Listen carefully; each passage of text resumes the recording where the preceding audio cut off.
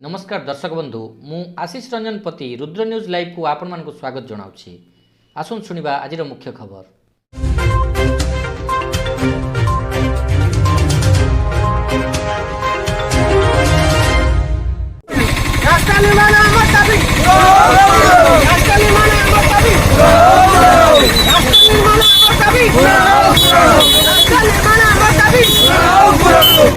भद्रक जिला भंडारीपोखरी ब्लॉक भंडारीपोखरी मणिनाथपुर पूर्त विभाग रास्तार मरणजंता पलटि सोलमपुर पंचायत खपुरियापदा बांक रास्ता निर्माण दाबी में स्थानीय युवगोष्ठी टायर जाली रास्ता रोक करने सहित आंदोलन कर आरएनबी विभाग अधीन में रास्तार निर्माण कार्य चलुवा बेले स्थानीय जनक व्यक्ति निजस्व गछ और जमी उक्त रास्ता सहित संलग्न होइथिबारु निर्माण कार्य असंपूर्ण रखा एवं यहाकु नहीं विभागीय उदासीनता देखा एपटे यही मरणजंता पलटि रास्ता दे हजार हजार लोक भंडारीपुर जाजपुर को जाउथिबा बेले प्रतिदिन 3 ରୁ 4 मर्मन्तुत सड़क दुर्घटना घटुवा देखा मिलता है।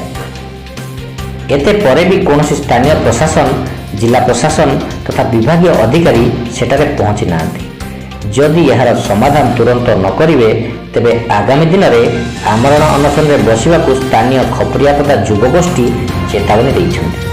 तेबे रास्ता रोक जोगु गाड़ी चलाचल बंद थिबा खबर पाई भंडारीपुरी पुलिस पहुंची सेमानक सहित आलोचना करुछन्ति। भंडारीपुरी ब्लॉक प्रतिनिधि नगेंद्र साहू को रिपोर्ट रुद्र न्यूज लाइव।